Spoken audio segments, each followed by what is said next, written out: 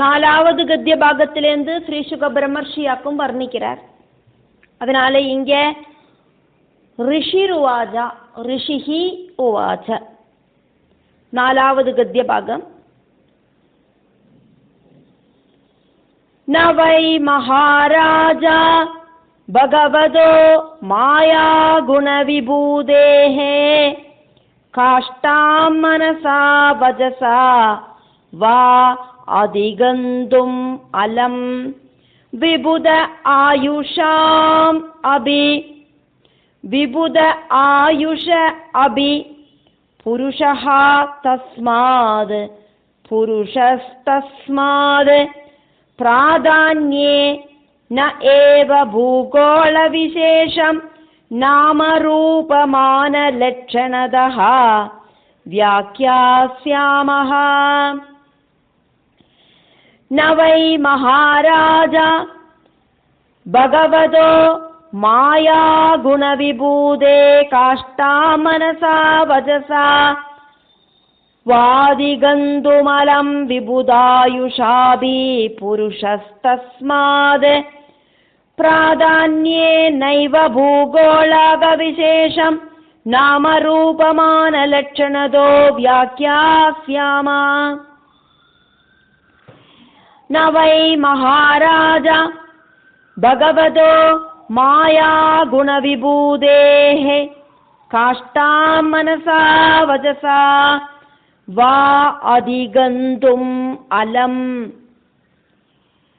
காஷ்டாம் மனசா வஜசா வாதிகந்துமலம் விபுத ஆயுஷ அபி விபுதாயுஷாபி புருஷஹ தஸ்மாத் புருஷஸ்தஸ்மாத் பிராதான்யே ந ஏவ பூகோள விசேஷம் நைவ பூகோள விசேஷம் நாம ரூபமான லட்சணதோ வியாக்யாஸ்யாமஹ.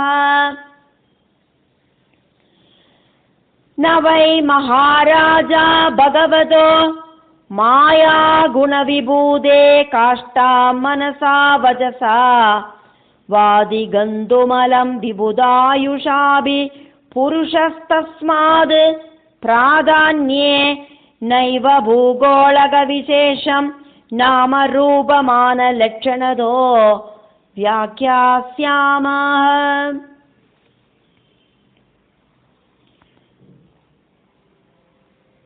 பகவத் ஸ்தூல ரூப வர்ணனையாக்கும் ஸ்ரீ சுக பிரம்மர்ஷி செய்யறார். பரீட்சித்து மகாராஜாவோட கேள்விகளுக்காக்கும் பதில் சொல்றார். சிஷ்யன் என்ன கேட்கிறாரோ அதுக்கான பதிலாக்கும் குரு கிட்ட இருந்து கிடைக்கும். சிஷ்யனுக்கு என்னெல்லாம் விஷயங்கள் தெரிஞ்சுக்கிறதுக்கு ஆக்ரகம் இருக்குன்னு தெரிஞ்சுண்டாக்கும் குரு ரிப்ளை பண்றது. எல்லாத்தையும் எடுத்தபடி சொல்லி கொடுத்துட மாட்டார். சிஷ்யன் படிப்படியாயிட்டு கேட்கிற கேள்விகளுக்காக்கும் குரு ரிப்ளை பண்றது. பகவத் தத்துவம் தெரிஞ்சுக்கணும் அப்படின்னு ஆக்ரகம் இருக்கிற சிஷ்யர்களுக்கு பகவானே குருவாயிட்டு வந்து அதெல்லாம் வர்ணிச்சு கொடுப்பார். மகாராஜா பரீட்சித்து மகாராஜாவே அப்படின்னு கூப்பிட்டு ஸ்ரீ சுக பிரம்மர்ஷி சொல்றார். நான் சொல்றத கேளுங்கோ, எனக்கு என்ன தெரியுமோ அதை நான் சொல்லித்தரேன். இந்திரியங்களால தெரிஞ்சுக்கிறதுக்கு சாதிக்கிற ஸ்தூல ரூபத்தை பூர்ணமாயிட்டு சொல்லித்தரத்துക്കൊന്നും ആർക്കും சாதிக்காது. இங்கேருந்து நம்ம வானத்தை பார்க்கிறோம். இந்த உலகத்துல எங்கேந்து பார்த்தானாலும் வானம் காணும், பூமியிலேருந்து பார்த்தானா. அப்ப வானத்தோட ஸ்டார்டிங் எங்க அப்படின்னு சொல்ல முடியாது. இருக்கிறதுலயே பெரிய ஸ்தூல ரூபம் நம்மளோட கண்ணுல காணுறது ஆகாசமாக்கும். அப்போ அதை அளந்தொന്നും பார்க்க பറ്റാது. ஸ்தூல ரூபம் வர்ணிக்கிறதுக்கு ஈஸி கிடையாது. இந்திரியங்களால தெரிஞ்சுக்கிறதுக்கு சாதிக்காத சூக்ஷ்ம ரூபங்களை எப்படி வர்ணிக்கிறதுக்கு சாதிக்கும்? கண்ணால காணற ஸ்தூல ரூபங்களையே வர்ணிக்கிறதுக்கு சாதிக்காது பரீட்சித்தே. அப்படி இருக்கிறத கண்ணால காண முடியாத சூக்ஷ்ம ரூபங்களை எப்படி வர்ணிக்கிறதுக்கு சாதிக்கும்? இருந்தாலும் நான் முயற்சி பண்றேன், அவ்வளவுதான் சொல்ல முடியும் அப்படின்னு சொல்லிண்டாக்கும் ஸ்ரீ சுக பிரம்மர்ஷி ஆரம்பிக்கிறார். பகவதஹ பகவானோடு மாயாகுண விபூதேஹே திரிகுணங்களோடு ஐஸ்வர்யங்கள்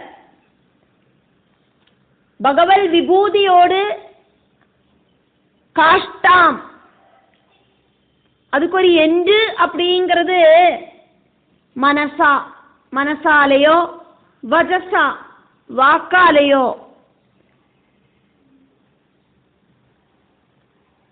மனசா வஜசாவா மனசாலேயோ வாக்காலேயோ அந்த ஓர் அப்படின்னு சொல்றதுக்காக்கும் அங்க வா அப்படின்னு சொன்னது.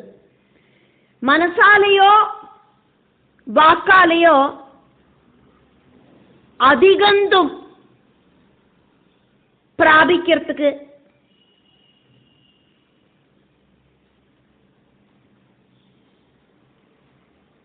விபுதா தேவர்களோடு ஆயுஷா அபி ஆயுள் கிடைச்சா கூடியும் புருஷா தேவர்களோடு ஆயுள் மனுஷாளுக்கு கிடைச்சா கூடியும் தஸ்மாது அதனால பிராதான்யேனா முக்கியமானது எல்லாம் ஏவா எல்லாமே பூகோளக விசேஷம் பூமி அப்படிங்கிற கோளகத்தோடு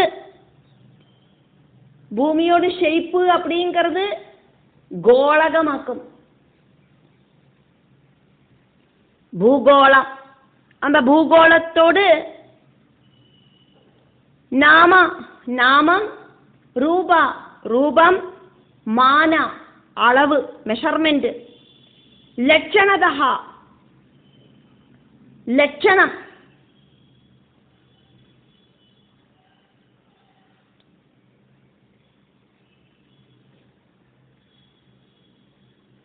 ലക്ഷണം ജനന പലവിധமான நோய்களுண்டு.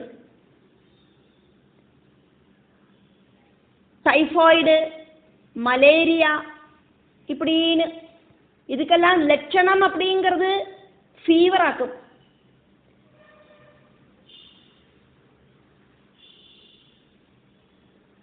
அதே மாதிரி அப்ப இந்த பூகோள விசேஷம் பூமி அப்படிங்கிற கோளகம் அதனோடு நாமம் ரூபம் மெஷர்மெண்ட் லட்சணம் இதெல்லாத்தையும் வியாக்கியாசாமஹா வியாக்கியானிக்கலாம். தேவர்களோடு ஆயுள் கிடைச்சாலும்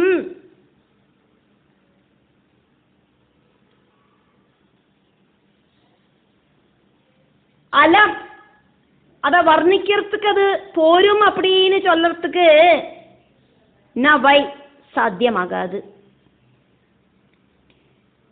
மனுஷாயுள் அப்படிங்கிறது ஜோதிஷாஸ்திரப்படி மேக்சிமம் 120 வயசு.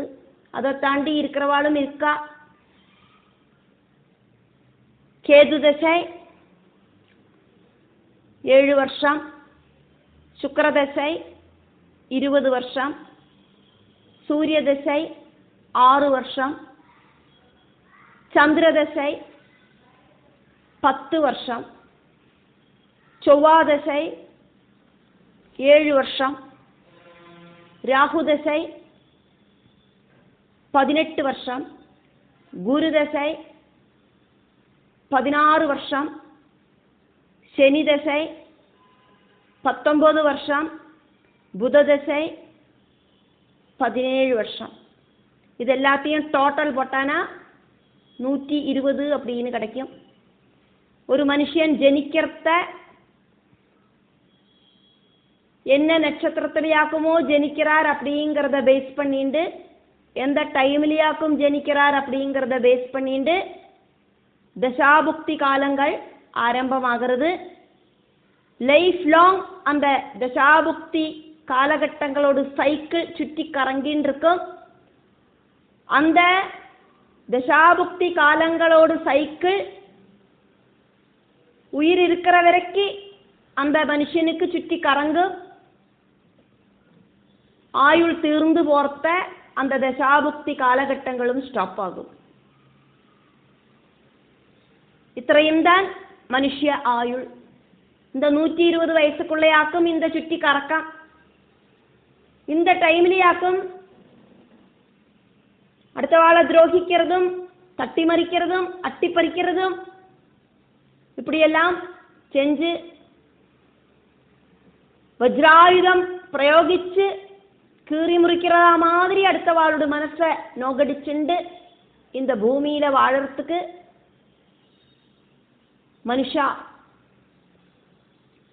நினைக்கிறா. இந்த காலகட்டத்தில் சல்பிரவൃத்திகளை செஞ்சு பகவானில மனசை செலுத்திண்டு வாழ்ந்தானாக்கா மறுபடியும் இந்த புனரபி ஜனனம் புனரபி மரணம் அப்படிங்கிற ப்ராசஸ் இல்லாதக்கு இந்த பிரகிருதிக்கு அப்பாற்பட்ட பரபிரம்மஸ்தானத்தை பிராபிக்கிறதுக்கு சாதிக்கும் அப்படின்னாக்கும் பாகவதம் நம்மளை படிப்பிக்கிறது. இப்போ மனுஷ ஆயுள் அப்படிங்கிறது 120 வயசு அப்படின்னு எடுத்துட்டானா, தேவ ஆயுள் அப்படிங்கிறது ஒரு மன்வந்தரமாக்கும். பிரம்மாவோடு ஒரு பகல் அப்படிங்கிறது 1000 சதுர்யுகங்களாக்கும். கிருதயுகம், திரேதாயுகம், துவாபரயுகம், கலியுகம் இப்படின்னு 4 யுகங்கள் கூடினதாக்கும் ஒரு சதுர்யுகம். இதே மாதிரி 1000 சதுர்யுகங்கள் கூடி சேர்ந்ததாக்கும் பிரம்மாவுக்கு ஒரு பகல். அத்தையும் காலகட்டமாக்கும் பிரம்மாவுக்கு ஒரு ராத்திரி. பிரம்மாவோடு ஒரு பகலையாக்கும் கல்பம் அப்படின்னு சொல்றது. பிரம்மாவோடு ராத்திரி காலகட்டத்தையாக்கும் நைமித்திக பிரளயம் காலராத்திரி இப்படின்னு எல்லாம் சொல்றது. பிரம்மாவோடு பகல் அப்படிங்கிற அந்த சமயத்திலேயாக்கும் பிரம்மா சிருஷ்டி நடத்துறார், விஷ்ணு பரிபாலனம் பண்றார், எல்லாம் பண்றது. பிரம்மாவோடு அந்த ராத்திரி அப்படிங்கிற காலகட்டம் வர்த்தியாக்கும் காலாக்னி ருத்ரன் சம்ஹார தாண்டவம் ஆடுறார். பிரளயம் அப்படிங்கிறது உண்டாகிறது, நைமித்திக பிரளயம் சம்பவிக்கிறது. பிரம்மாவோடு பகல் அப்படிங்கிற சமயத்தில் பிரம்மா சிருஷ்டி பண்றார். பிரம்மா சிருஷ்டி பண்ணினா இந்த பிரபஞ்சத்தை பரிபாலனம் பண்றதுக்கு அதுக்கான தேவதைகள் உண்டு. பிரம்மா 1000 சதுர்யுகங்களாக்கும் பிரம்மாவுக்கு பகல். அந்த 1000 சதுர்யுகங்களில 14 மனுக்களாக்கும் ஆட்சி பண்றான். 1000 டிவைடட் பை 14 71.43 சதுர்யுகங்கள். 71 சதுர்யுகம்னு எடுத்தா சரியாகாது. காரணம் என்ன அப்படின்னா 0.43 அப்படிங்கிறது ஒரு பெரிய காலகட்டமாக்கும். இதுல நம்ம கால்குலேட் பண்ணி பார்க்கறத. இப்போ 71.43 அப்படின்னே எடுக்கணும். இப்போ 71.43 சதுர்யுகங்களாக்கும் பிரம்மாவோடு கல்பத்தில் ஒரு மனுவோடு காலகட்டம். அதுக்கு பேராக்கும் மன்வந்தரம். அப்படி 14 மனுக்களாக்கும் பிரம்மாவோடு அந்த ஒரு கல்பத்தில் ஆட்சி பண்றா. ஓரோ மனுவோடு காலகட்டத்திலையும் தேவதைகள் எல்லாரும் மாறுவா. இந்திரனிலேந்து எல்லா தேவதைகளும் ஸ்தானமாற்றம் உண்டு அவளுக்கு.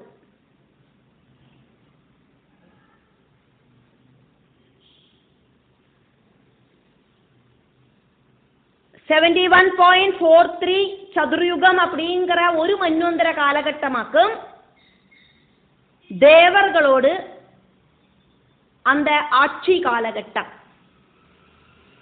அதுக்கப்புறம் அங்கே அடுத்த மன்வந்தரத்துக்கு வேற மனுவாக்கும் வருவர், வேற இந்திரனாக்கும் வருவா. அதே மாதிரி தேவதைகளும் மாறுவா.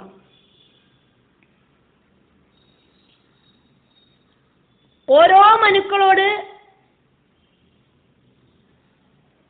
ആക്ഷിയിലെയും ദേവതകൾ മാറുക. അതിനാൽ ഈ അക്കം ഇങ്ങനെ ചൊല്ലപ്പെട്ടത് ഒരു മന്വന്തരമാക്കും ദേവതകൾക്ക് ആയുൾ അപ്പടിന്ന്. ഒരു മന്വന്തര കാലഘട്ടം ആയുൾ കിടച്ചാലും ഭഗവാനോട് സ്ഥൂല രൂപത്തെ തെരിഞ്ചുக்கிறதுக்கு മനുഷ്യാൾക്ക് സാധിക്കാതെ. മനുഷ്യാളോട് ഒരു വർഷം அப்படிங்கிறது 360 നാളുകളാക്കും.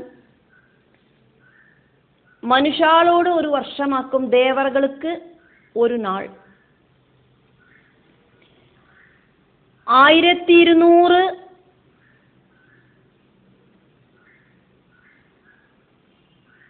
ദേവവർഷം. അത്രയുമാക്കും കലിയുഗം. കലിയുഗത്തോട് ഡബിൾ ആക്കും ദ്വാപരയുഗം, 2400 ദേവവർഷം. കലിയുഗത്തോട് ത്രിപിളാക്കും ത്രേതായുഗം, 3600 ദേവവർഷം. കലിയുഗത്തോട് 4 മടങ്ങാക്കും കൃതയുഗം, 4800 ദേവവർഷം.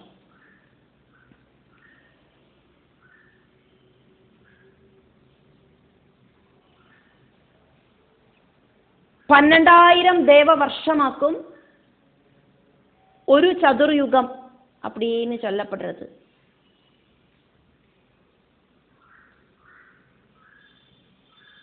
அப்படி 71.43 ചതുർയുഗമാക്കും ഒരു മന്വന്തര കാലഘട്ടം. 12000 ദേവവർഷം ഇൻറ്റു 71.43 ചതുർയുഗമാക്കും ഒരു മന്വന്തര കാലഘട്ടം.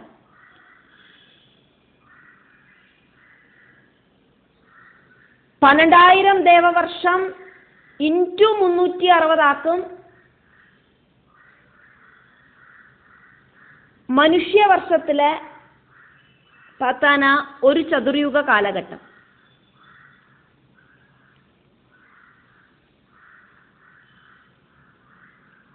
1200 ദേവവർഷം ഇൻറ്റു 360 ആക്കും മനുഷ്യവർഷത്തിലെ പാത്താനാക്ക കലിയുഗം.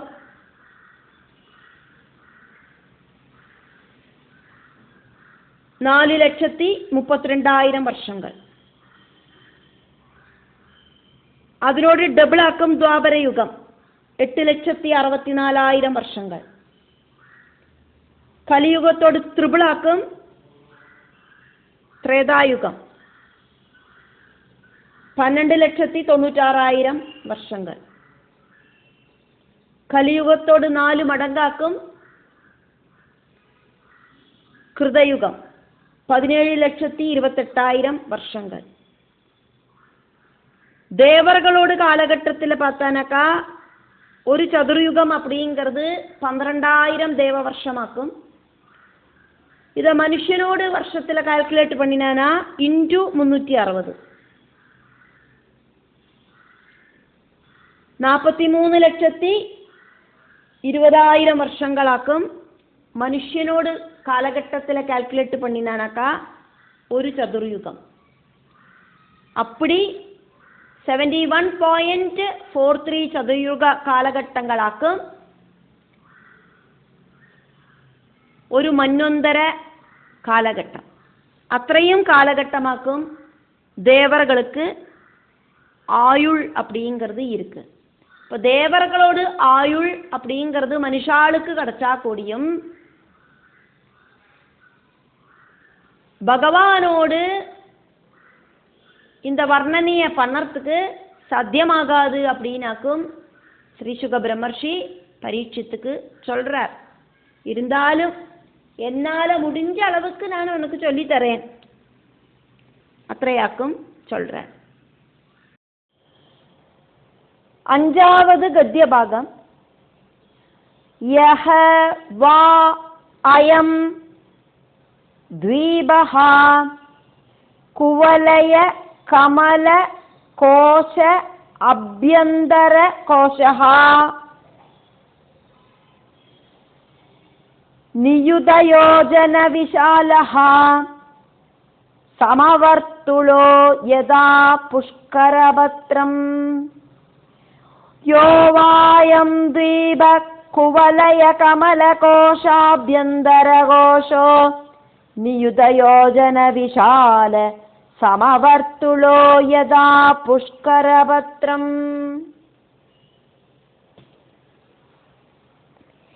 യഹ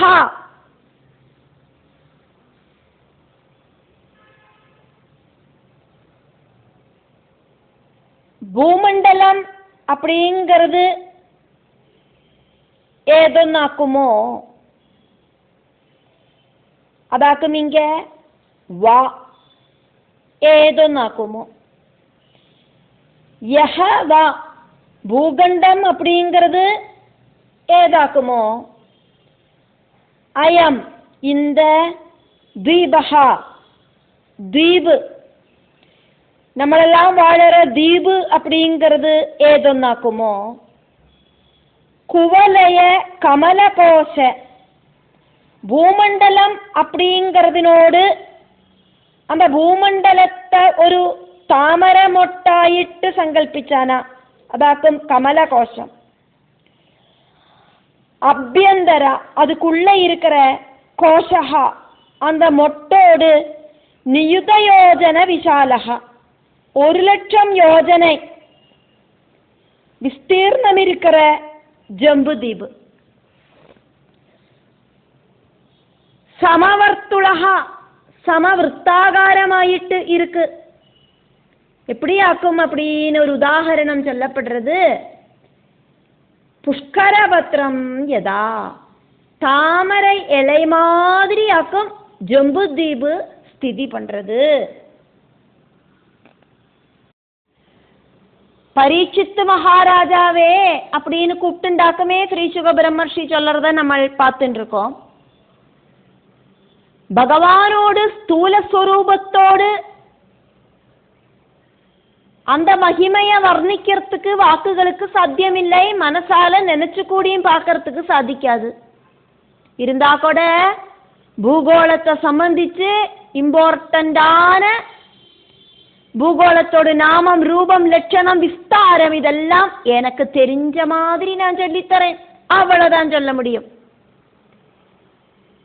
தேவர்களோடு ஒரு ஆயுள் காலகட்டமாயிருக்கிற ஒரு மன்வந்தரம் அப்படிங்கிற ஆயுள் மனுஷாளுக்கு கிடைச்சா கூடியும் இந்த பகவல் வர்ணனைய நடத்துறதுக்கு சாதிக்காது.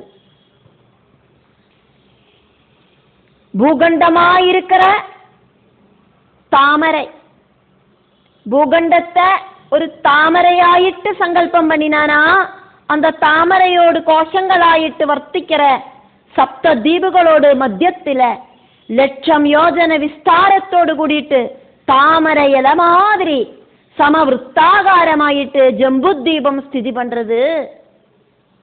இத்தனையுமாக்குமே ஸ்ரீ சுக பிரம்மர்ஷி பரீட்சித்துக்கிட்ட இதுவரைக்கும் சொன்னது. இனி கண்டினியூ பண்றார். ஆறாவது கத்திய பாகம். யஸ்மின் நவ வர்ஷாணி நவயோஜன சஹஸ்ராயாமானி அஷ்டபிஹி மர்யாதாகிரிபிஹி சுவிபக்தானி பவந்தி.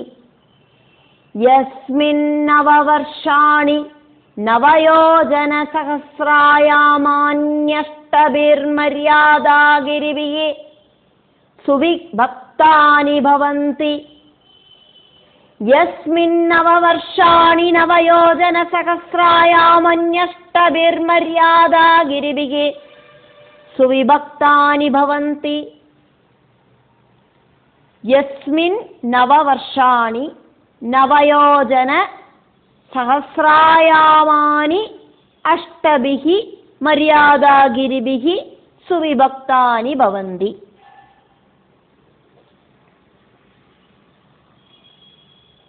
இந்த ஜம்புதீபுக்கு 9000 யோஜனை வீதம் விஸ்தாரத்தோடு கூடின 9 கண்டங்கள் இருக்கு.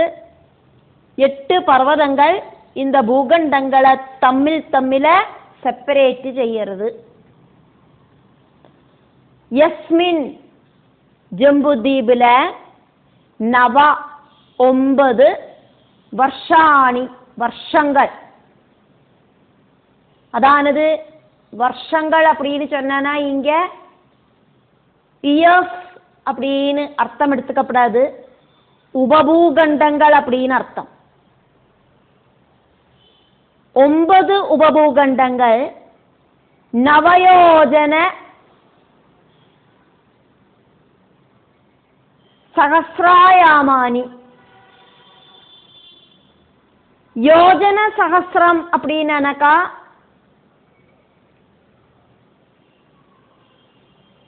1000 யோஜனா அப்படின்னு அர்த்தம். பண்டத்த காலகட்டத்தில் இருக்கிற மெஷர்மெண்ட் ஆக்கும் சொல்லப்படுறது. நவயோஜன சகஸ்ராயாமானி அப்படின்னா 9000 யோஜனை அப்படின்னு அர்த்தம்.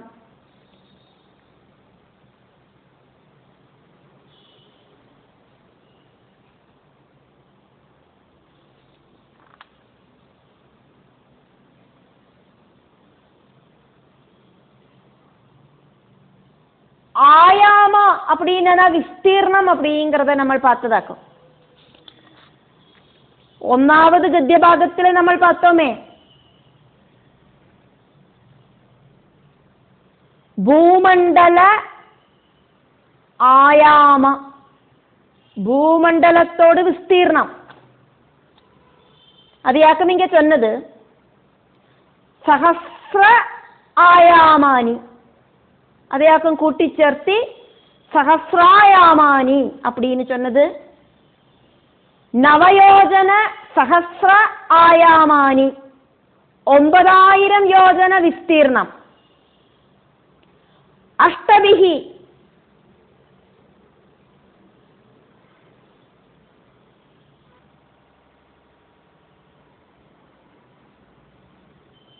எட்டு விதத்துல இருக்கிற மரியாதாகிரிபிகி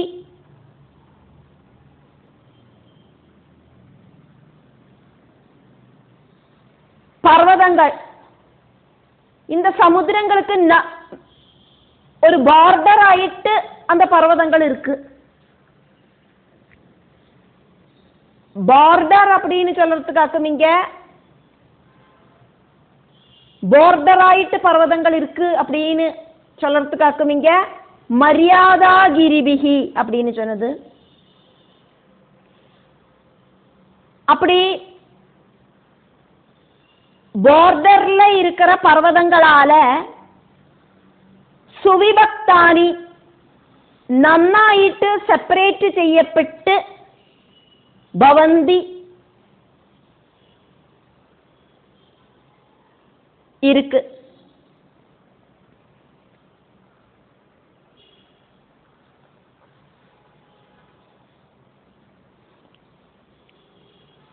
ഓരോ ഉപഭൂഖണ്ഡങ്ങളെയും നന്ന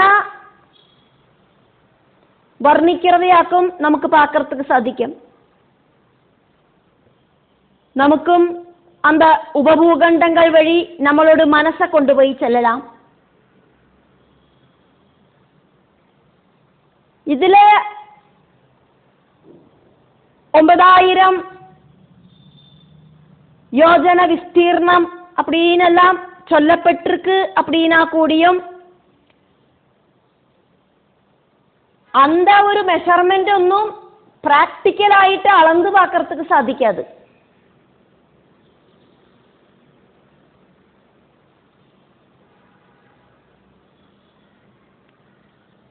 எந்த ஒரு மெஷர்மெന്റ് ഉപയോഗിച്ചും அளந்து பார்க்கிறதுக்கு சாதிக்காது. பாரத வருஷம் இளாவிரதம் இப்படி இருக்கிற 9 உபபூகண்டங்களையாக்கும் இங்க சொல்லப்பட்டது. இந்த உபபூகண்டங்களை செப்பரேட் செய்யற மாதிரி 8 பர்வதங்களும் இருக்கு அப்படின்னாக்கும் சொல்லப்பட்டது.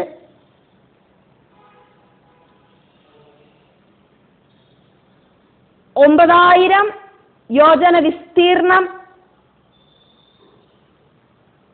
இருக்கிற 8 பர்வதங்கள் அங்க இருக்கு. இந்த பூகண்டங்களை செப்பரேட் செய்யறது அப்படின்னாக்கும் வர்ணிக்கிறார் ஸ்ரீ சுக பிரம்மர்ஷி. நம்மளோட மனசங்கல்பத்துல நம்ம இதெல்லாம் மனசை அதுல நன்னா ஈடுபடுத்திண்டு இந்த ஸ்லோக பாகங்களை பார்க்கறத நமக்கு அதை ரிசீவ் பண்ற கெப்பாசிட்டி உண்டாகி வரும்.